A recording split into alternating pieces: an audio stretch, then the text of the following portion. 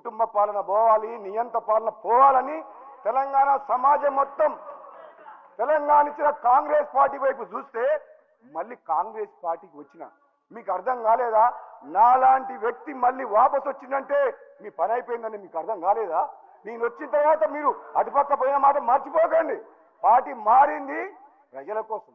ఆనాడైనా ఈనాడైనా ప్రజల పక్షాన నేను గొంతుపింది తప్పితే వీళ్ళ పదవులకు డబ్బులకు ఆశపడే వ్యక్తులం కాదు. మీలాగా ఒంగంగి దండాలు పెట్టి జీవితుడని చెప్పి మీ మాజీ ముఖ్యమంత్రి గారి దగ్గర పదవుల కోసం నోరు మెదపలేని వ్యక్తులు అధ్యక్ష. వీళ్ళు నిజంగా ఒక మాట చెప్తా వీళ్ళకు అధ్యక్ష. ఈ రోజు విద్యుత్ సంస్థలు కానీ నీటిపారుదల ప్రాజెక్టులు కానీ ఈ మంత్రివర్యులు, ఈ ఎమ్మెల్యేలు, అధికారులు ధైర్యంగా మాజీ ముఖ్యమంత్రి గారి దగ్గర ధైర్యంగా చెప్పలేకపోయారు కాబట్టి ఈ అనర్థం జరిగి ఈ రాష్ట్రం అప్రపాలైంది. మీకుందా ఆ ధైర్యం? ఈ రోజు మా గౌరవ ముఖ్యమంత్రి గారు అధ్యక్ష, ఒక యువకుడు మేము చెప్తున్నాం అధ్యక్ష, నిజంగా ఏ సమస్య వచ్చినా ఏ ఏ ఏ నిర్ణయం తీసుకున్నా తప్పని చెప్పి ముఖ్యమంత్రి గారితో చర్చించి నిర్ణయాన్ని మార్పించే శక్తి మాకుంది. మీకుందా అధ్యక్ష? వీళ్ళు ఆయన ముందర నిలబడి మాట్లాడతారా అధ్యక్ష?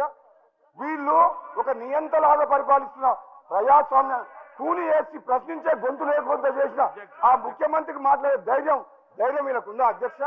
వీళ్ళు పదవుల కోసం జీవుతులు అనుకుంటా వేల కోట్లు దోసుకున్న చరిత్ర వీళ్ళది అధ్యక్ష.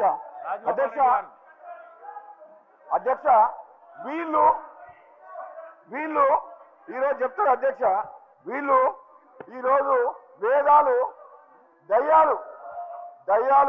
వేదాలు ఒలించినట్టు 10 ఏళ్ళు పాపాలు చేసి వాళ్ళని ఎండగట్టి వాళ్ళు చేసిన అవినీతిని బయటికి తీసుకొచ్చి వాళ్ళ ప్రజలు సమాధానం చెప్తారు అధ్యక్ష.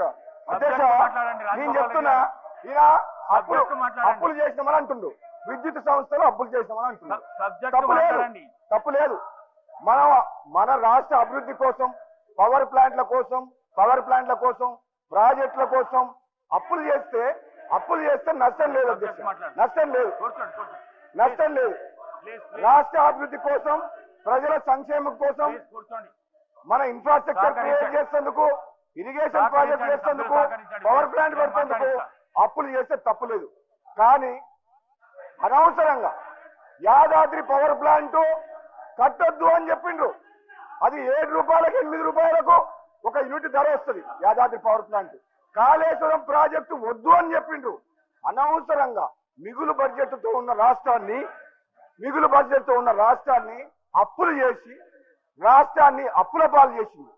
నిజంగా వీళ్ళు వేరే రాష్ట్రాలతో పోలుస్తారు అధ్యక్ష. మన రాష్ట్ర పరిస్థితి వేరు. మనకు మిగులు బడ్జెట్ తోడు ఉన్న రాష్ట్రం సోనియా గాంధీ తెలంగాణ పార్టీ.